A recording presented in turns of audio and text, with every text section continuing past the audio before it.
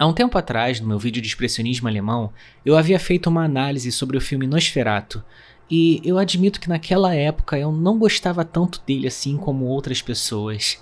Eu sei, um absurdo. Mas com o remake do Eggers anunciado e sua data de lançamento se aproximando cada vez mais, eu fui reassistir o original com outros olhos. E olha, foi outra experiência. Rever esse clássico só reforçou o quão revolucionária era aquela produção. Mas muita de minha admiração também veio da minha pesquisa que fiz em minha análise do livro de Drácula. David Skal tem um texto incrível que detalha a luta entre os direitos autorais da história entre a equipe de Nosferatu e a viúva de Bram Stoker, a Florence Belcombe. Então, pra mim, ainda tem todo esse épico por trás da obra que me encanta ainda mais. E após reassistir a versão de 1922, foi impossível não compará-la com suas refilmagens. E é isso que estamos aqui para analisar hoje. Qual versão de Nosferatu é a melhor? Para respondermos essa pergunta, nós iremos falar de 3 adaptações. A primeira, de 1922, por Friedrich Murnau, a segunda, de 1979, por Werner Herzog, e a terceira, de 2024, por Robert Eggers. Os 3 filmes contam basicamente a mesma história, com algumas modificações para distingui-los. Para fazermos uma boa comparação entre esses 3 trabalhos, eu acho importante repassarmos a história que eles têm em comum, o que eu acho que já deve ser algo de conhecimento geral, já que o filme original tem mais de 100 anos de idade e está tão integrado na nossa cultura popular. O que eu vou evitar mesmo é entrar em detalhes da narrativa de cada um, e o motivo de eu estar esclarecendo isso é porque eu sinto que o final da história é extremamente importante e eu gostaria muito de falar sobre ele. Então, vamos repassar a trama aqui rapidinho. Nosferatu, de 1922, foi uma adaptação clandestina do livro de Drácula por Bram Stoker. Logo, existem muitas similaridades com a história que ele se baseia, mas ainda há mudanças aqui e ali. Acompanhamos Thomas Hutter, um vendedor de imóveis que foi convocado por seu chefe, Nock, para viajar até o castelo do misterioso Conde Orlok, com o objetivo de fechar um contrato da venda de uma propriedade vizinha ao jovem. Thomas se despede de sua esposa, Ellen, e começa sua jornada. Quando ele finalmente chega a seu destino, sua estadia não é nem um pouco agradável, sendo até mesmo atacado por Orlok e sendo deixado como morto pelo Conde quando ele sai para sua nova moradia, tendo criado agora também uma obsessão por Ellen após ter visto uma foto dela. Enquanto Orlok traz consigo um rastro de morte, Thomas busca uma forma de matá-lo, com um conflito culminando em Ellen se sacrificando para segurar o monstro até o nascer do sol, sua grande fraqueza. Um final bem mais trágico do que o de Drácula. Apesar do filme ser baseado no livro de Bram Stoker, eu diria que sua história possui atributos diferentes suficientes para ele se manter como algo único. Nomes e locais diferentes, novas características do vampiro e interações modificadas ajudam o filme a criar uma narrativa própria. Mas o que mais diferencia Nosferatu de Drácula é o que o vampiro representa para aquela sociedade. No caso de Orlok, ao invés da corrupção moral, ele traz consigo a morte, caracterizada pela peste e pelos ratos deixados para trás por onde ele passa. A versão de 1922 ainda é impressionante de assistir hoje em dia. É claro que ela tem suas limitações pela época, mas acho que isso só ajuda a destacar suas qualidades, que são muitas. O jogo de sombras é fantástico, bem característico do expressionismo alemão. A cinematografia é muito bem elaborada e a presença do vampiro é inigualável. Incrivelmente, ainda é sua versão mais assustadora. Hoje em dia, o ato de fazer um filme é bem mais acessível do que era 100 anos atrás, e nós temos mais de um século de estudo para nos basearmos. Então, ver um produto como Nosferatu ser tão bem desenvolvido como ele é, só demonstra a paixão da equipe por trás dele. Agora, apesar de suas qualidades, esse não é um filme perfeito, e o meu maior problema é como o conflito basicamente se resolve por si. Passamos a história inteira acompanhando Thomas estudando uma forma de matar Orlok, só para no final o vampiro morrer em o que só pode ser descrito como um descuido. Até entendo que esse sacrifício é retratado como algo vindo do desespero da personagem, mas isso diminui muito o fator de terror do vampiro e seu impacto na história. No final, todo o esforço por parte dos outros personagens foi desnecessário, porque Orlok é um cara meio burro que não sabe ver as horas. Tá, eu posso estar exagerando um pouquinho aqui. O filme deixa clara a obsessão do monstro por Ellen e por isso ele não percebe o sol nascer. O que eu quero dizer é que para algo retratado como última alternativa, os personagens não exploram muitas outras opções para resolver o conflito. É como se estivesse faltando algo a mais no filme para justificar aquela escolha. Eu também acho que esse filme perde muito tempo com personagens de Nock em um tom cômico que não combina com a estética que eles construíram. Acho que o humor é um artifício bastante comum para a época e a equipe provavelmente estava tentando aliviar o público do tom sinistro da história. Mas isso tudo foi tão desconexo do resto da trama que parece até ser um outro filme completamente. Sinceramente, me parece que Nock foi mais um maluco inconveniente do que uma verdadeira ameaça para a população. Bom, esses são problemas reais que eu tenho com o filme, mas não são o suficiente para estragar a experiência. Eles são mais relacionados à narrativa do que qualquer outra coisa. Em questão de estética e montagem, ele ainda é excelente. Anos depois, em 1979, Werner Herzog lançou sua própria adaptação de Nosferatu, aproximando ainda mais da história original de Drácula. Dessa vez, colocando os nomes originais dos personagens. Isso quer dizer que Orlok se tornou Drácula, Tomás virou Jonathan e Ellen agora é Lucy. O que está errado, ela deveria ser Mina, mas acho que Herzog se baseou mais no filme de 31 do que no livro em si. Fora isso, a trama permanece igual à de Nosferatu. O que mais diferencia essa adaptação do original é sua estética. Onde em 1922 o foco era o macabro, aqui o que reina é a sensação de melancolia e abandono. Um sentimento que é retratado pelos cenários e construções antigas, junto com cenas distantes e vazias de paisagens. Acredito que Herzog tenha focado nisso para demonstrar como tudo permanece o mesmo após termos desaparecido. O mundo continua girando, mesmo depois de morrermos. E essa mudança de tonalidade não é melhor representada do que pelo próprio Orlok, ou Drácula nesse caso. No original, o vampiro era essa figura aterrorizante e ameaçadora, mas aqui ele se torna um ser isolado, triste e um tanto patético.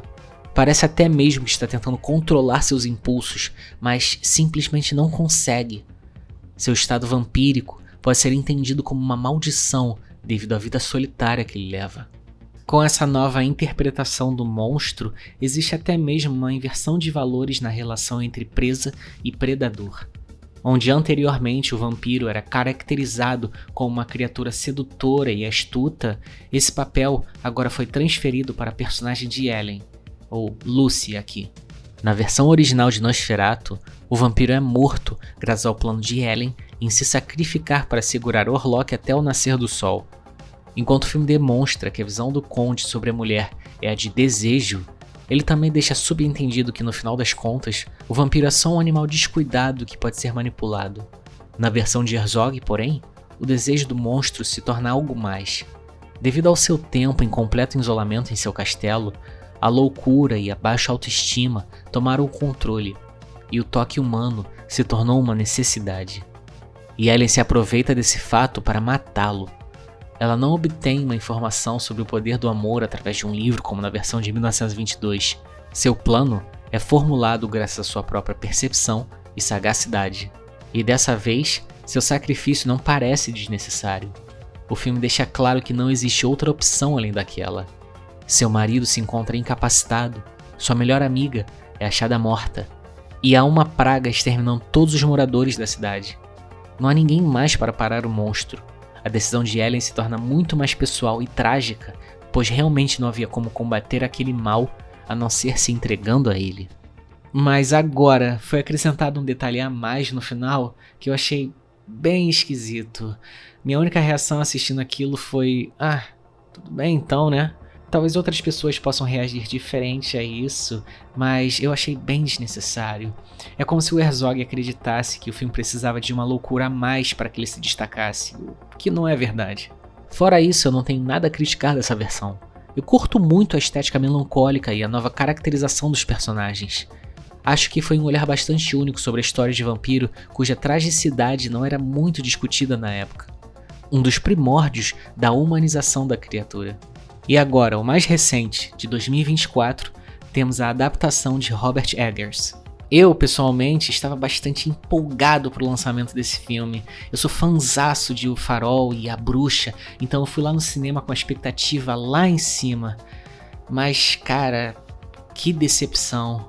Assim, o filme não é ruim, ele só não é nada de especial. Uma experiência bem medíocre que não se destaca em muita coisa. Vamos começar com os pontos positivos. Eu gostei bastante do figurino e dos cenários. Acho que a equipe conseguiu capturar bem o estilo da época e conseguiram fazer combinar com o tom mais sombrio que estavam procurando. Não só isso, gosto muito também como há uma ênfase maior em outros personagens, fora o Conde e o casal principal. Parece que a cada adaptação, esses personagens secundários ganham mais espaço. Isso faz aquele universo parecer mais completo e mais profundo. Quando passamos mais tempo com outras pessoas, temos uma noção maior do impacto do vampiro na vida daquela sociedade, e podemos temer mais sua presença quando ele vem arruinar tudo. Para falar a verdade, eu estava gostando muito do filme até certo ponto. Ele começa bem, mas vai perdendo a qualidade ao longo de sua duração, com a virada de chave sendo um pouco depois da visita de Tomás ao castelo. Na versão de 1922, eu também sinto que o filme dá uma decaída por volta desse momento, mas ele ainda se mantém de pé graças às suas técnicas e da direção de Murnau. Enquanto aqui, Eggers parece desequilibrar com a trama e não consegue se recuperar mais. O Nosferatu original se destaca muito por ele estar sempre tentando se reinventar a cada cena com suas escolhas artísticas, e tais escolhas são relevadas ainda mais pela época em que ele foi produzido. Se ele fosse feito hoje em dia e ele tivesse, por exemplo, sua cena mais famosa da sombra do vampiro na parede subindo a escada, seria algo maneiro? Com certeza. Mas seria algo tão visionário? É importante analisar o contexto da época em que essas produções são feitas. Então, apesar do Eggers não ter tomado decisões terríveis com o filme, ele faz mais o que é esperado de algo com orçamento daqueles, e mesmo assim ele não acerta em tudo. Por exemplo, eu não acho que a fotografia é tão bonita assim, eu não acho que a estética suja que eles trazem é tão maneira quanto eles pensaram, apesar de fazer sentido dentro daquela história e de ter funcionado em outros filmes do Eggers, e eu também acho que esse é um filme bastante previsível em sua construção. O diretor só faz um feijão com arroz e é isso aí. Esse filme também tentou aprofundar a relação de Orlok com Ellen, o que, na minha opinião, ajudou a aproximar muito mais a história de Nosferatu com Drácula, com toda essa temática de erotização e corrupção da alma. O que é engraçado, pois a falta desses dois atributos era o que mais destacava Nosferatu como uma história própria. Mas, por mim tudo bem, eu realmente não ligo pra isso. Na verdade, respeito esse filme por tentar algo novo e se distanciar mais ainda das outras versões da história. E, mesmo assim, ela ainda é mais próxima da original de 1922 do que Herzog havia feito. Infelizmente, isso quer dizer que o meu problema com a resolução do conflito retorna aqui, a de transformar os esforços dos personagens em algo inconsequente. Só que nessa versão, isso torna algo mais chamativo, já que existe um foco maior no confronto de Tomás e seus colegas contra o vampiro. É claro, acompanhamos o conflito interno de Ellen e sua agonia em relação ao Orlok, mas é muito frustrante ver que tudo que acompanhamos até o final foi descartado, ainda mais por realmente parecer que os personagens estavam fazendo progresso em sua missão. Apesar de esperado, é extremamente anticlimático, ainda mais do que a versão de 1922. Para resumir, essa adaptação de Nosferatu se aproxima um pouco mais do original, com um tom mais sombrio, enquanto tenta expandir aquele universo. E enquanto eu não acho esse filme ruim, eu também não acho ele fantástico nem nada do tipo, o que é bastante decepcionante considerando as últimas versões dessa história e os outros filmes do Eggers. Agora, para finalizar, podemos comparar e fazer um ranking das versões de Nosferatu. Decidir qual filme eu colocaria em primeiro lugar foi bem complicado, pois eu acho que a qualidade da versão do Murnau e do Herzog tá pau a pau. Pode parecer blasfêmio o que vou dizer, mas eu acho que prefiro um pouquinho mais a adaptação de Herzog. Eu sei, calma, deixa eu me explicar. Se formos olhar de forma técnica, é inegável que a versão do Murnau é bem mais influente e até mesmo mais importante para a história do cinema. Mas em questão de gosto e estética, eu prefiro mais a visão melancólica de 79 e essa adaptação tão diferenciada do drama de Orlok. Acho que é uma caracterização que combinou muito com a narrativa e parecia uma forma de evolução da história. Mas agora, apesar de estar em segundo lugar para mim, eu não argumentaria com quem preferisse o filme original de Murnau. um trabalho extremamente à frente de seu tempo, que ainda tem cenas e atributos muito impressionantes de se assistir hoje em dia. E em terceiro colocado, temos a versão de Eggers que, apesar de não ser um filme horrível, não se compara nem um pouco com os outros dois. A barra é altíssima, mas infelizmente ele deixou muito a desejar. E eu vou ficar por aqui, pessoal. Se você tem alguma opinião sobre esses filmes ou sobre minhas colocações, pode deixar aqui nos comentários. E se você gostou do vídeo, por favor deixe aquele like e se inscreva no canal caso não tenha feito. Um grande abraço e até a próxima.